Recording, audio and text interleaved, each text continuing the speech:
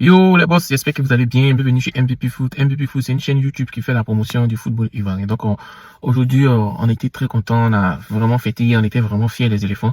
Aujourd'hui, on va parler un peu de la performance de nos joueurs, on va parler un peu du gardien, des joueurs, tous les joueurs qui ont joué en fait. Voilà, on va parler et puis on va discuter rapidement.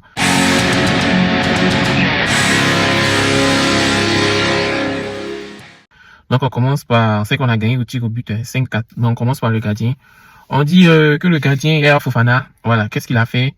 On dit qu'il a fait une entame de jeu triste qui, bon, qui a fait qu'on a égalé, on a marqué, les Sénégalais ont marqué en fait, comme on dit, à la 4e minute. Donc après ça, le reste de la rencontre n'a pas été réellement menacé. Mais c'est à la fin de la rencontre où il a comment on l'appelle, arrêté 2 tirs décisifs des Sénégalais. Donc pour ces 2 tirs décisifs, moi je lui donne une note de 6,5 sur 10 en fait. Voilà, parce que et il a répondu présent quand malgré que son entame du jeu n'était pas vraiment trop ça, mais il a répondu présent. Non, toi. Maintenant, on continue avec Serge Aurier. Serge Aurier, c'est le capitaine des éléphants. Il s'est montré vraiment à la hauteur en fait, voilà, parce que bon, c'est vrai qu'il n'a pas le niveau qu'il avait le niveau d'avant, mais il s'est vraiment montré à la hauteur. Il s'est montré, comment on dit, il s'est montré, comment on dit, bien. Hein. En tout cas, il a bien joué. Il a joué sur son couloir de Serge Aurier, même si c'est parti de son couloir que le but est venu. Mais il a bien joué. Il a bien joué. On pensait pas que Serge Aurier allait jouer comme ça. Il a bien joué. Il s'est battu. C'est juste qu'il doit améliorer ses centres, en fait. Il doit améliorer son centre, il doit améliorer son côté avec Oumar Diakité. Mais quand on a vu qu'avec Nicolas Pepe est rentré, ça s'est nettement amélioré, mais il était à court physiquement. Mais bon, en tout cas, un peu. Il faut que son physique revienne pour que ça puisse aller. Voilà. Petit. Odilon Kosonou, franchement, Odilon Kosonou, il nous a bluffé. Il nous a vraiment bluffé. Voilà, Odilon Kosonou, il a tué pour tuer, d'après le mot Ivoirien. Donc, pour son premier match sur le banc d'Aimé Soye, il a préféré à Ousmane Diomandé. Et il était aux côtés de Evan Dika. En tout cas, il n'a pas vraiment hésité à quitter son poste, en fait. Il a préféré, comment on dit, monter, faire les passes. Odilon Kosonou c'est joué, comment on dit même.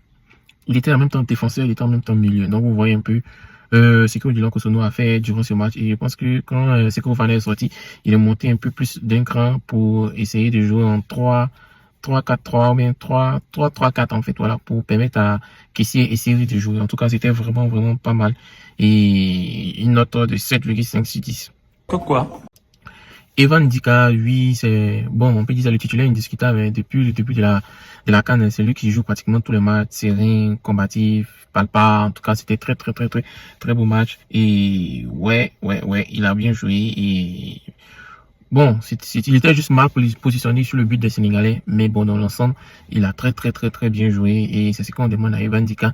Evan Dika est en train de montrer l'exemple aux autres attaquants et aux autres défenseurs, autant pour moi, aux autres défenseurs des Ivoiriens. Et c'est une bonne chose. On espère que la paix Indika Kosonou va être une très belle paix pour pouvoir continuer contre le Mali ou le Burkina ou les autres équipes. La peau, nous vivons dans ce pays-là.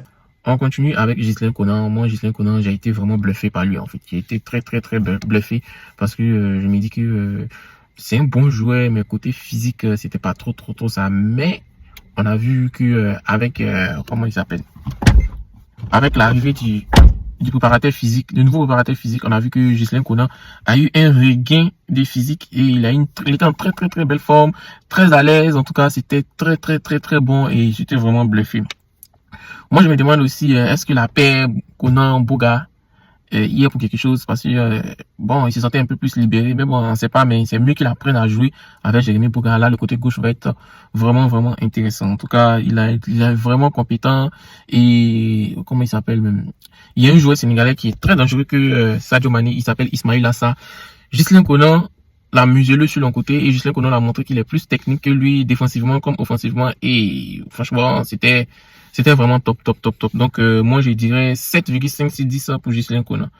Moi, mais j'aime ça. Ensuite, Ibrahim Sangaré. C'est vrai que les gens aiment Ibrahim Sangaré, mais moi, il sait pas. Moi, je fais toujours un cri d'alerte concernant Ibrahim Sangaré parce que c'est vrai qu'il a été taclé sévèrement comme Sadio Mané. Ils auraient dû pester pour demander un carton rouge, mais les Ivoiriens n'ont pas pesté. Tellement que les Ivoiriens sont faits, ils n'ont pas pesté.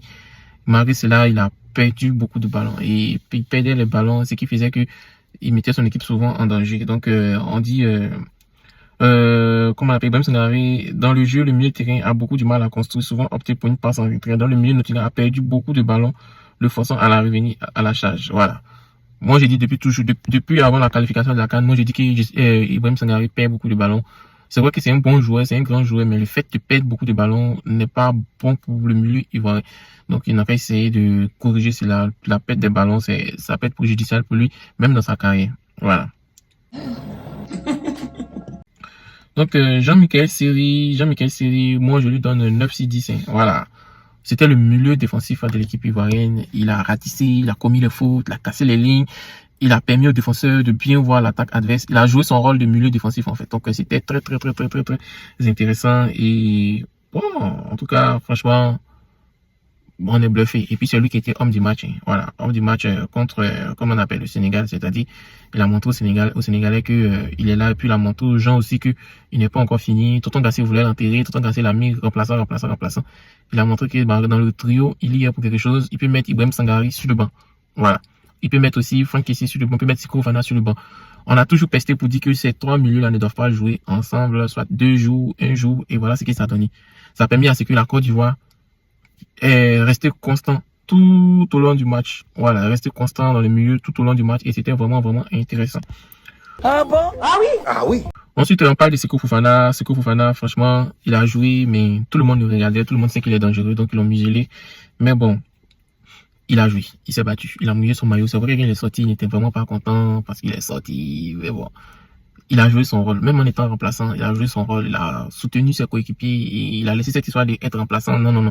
L'essentiel, c'est d'aller en cas de finale, et il a vraiment soutenu ses joueurs, il a vraiment soutenu ses coéquipiers, et puis on a vu que le fait même qu'il sorte, que l'autre rentre, ça a donné un regain d'énergie à l'équipe de Côte d'Ivoire. Franchement, on n'a vraiment pas reconnu l'équipe de Côte d'Ivoire. L'équipe de Côte d'Ivoire était au niveau face aux champions d'Afrique, et franchement, c'était un très beau match, un match très intéressant, et moi j'étais bluffé et je suis fier de nos éléphants. En avant pour les éléphants. Ça chauffe pas. Oumar Diakité, le Wourouourou. Voilà, c'est comme ça qu'on l'appelle, le Wourouourou national. C'est vrai qu'il est bon, mais son QI football n'est pas trop ça, quoi. Voilà, il n'a qu'à regarder un peu, comment il s'appelle, Simon Adenga. Il n'a qu'à jouer juste, c'est pas vouloir toujours forcer, doubler, jouer juste, faire la passe. Quand tu vois qu'il y a deux défenseurs qui sont derrière toi, on n'essaie pas de doubler, passer en force. Fais la passe, et puis apprends. Didier Drogba avait fait une vidéo récemment où il a dit que au début, lui tirait, il marquait à l'entraînement, il faisait du n'importe quoi. Et quand il a vu Hernan Crespo marquer tout en finesse, donc il a dit, je peux apprendre à toucher vers les ailiers. On a Jérémy Boga, on a Simon Adengra, on a Nicolas Pepe. Demande-leur, voilà, tu es jeune, tu peux te corriger rapidement d'ici 1 an, 2 ans. Si tu t'es corrigé, tu vas être waouh. Donc, en tout cas, c'était un bon match. Tu as vraiment fatigué les défenseurs sénégalais. Et moi, je te donne une note de 7/10.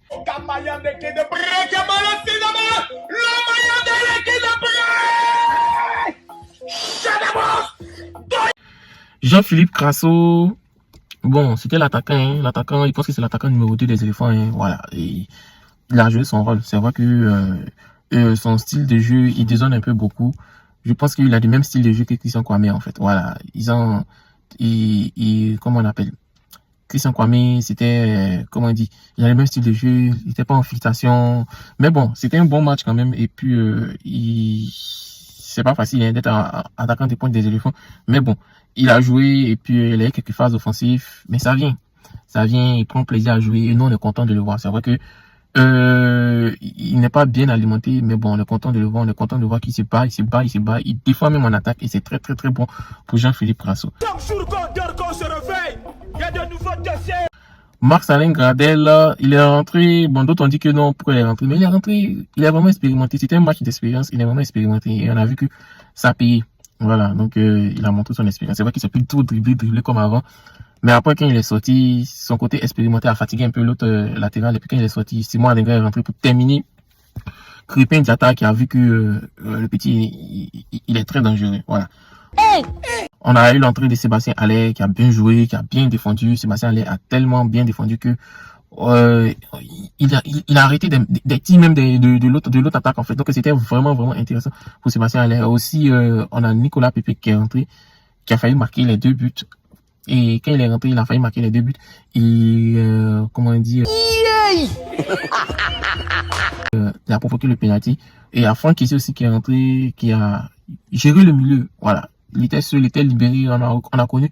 Faut que c'est plus libéré parce que les autres, ils connaissent quelqu'un qui va faire le travail défensif. Et puis il y a un aussi, ils sont deux qui vont faire le travail défensif. Seri est monté en tant que milieu central. Odilon Kosomé est monté en tant que milieu défensif. Et on a vu ce que ça a donné, en fait. Voilà. On a vu ce que ça a donné. Christian Kwame aussi, il venait aussi, il aidait aussi le milieu. On a vu ce que ça a donné. Et on est très, très intéressant. En tout cas, on espère pour la suite que tout va être bien pour nos éléphants. Et on va aller regarder le match contre le Mali. Et puis, on va voir celui qui va se qualifier. En tout cas, ça va être un vrai duel ouest-africain. Donc, cher ami, merci d'avoir regardé MVP Foot et puis passer une agréable journée.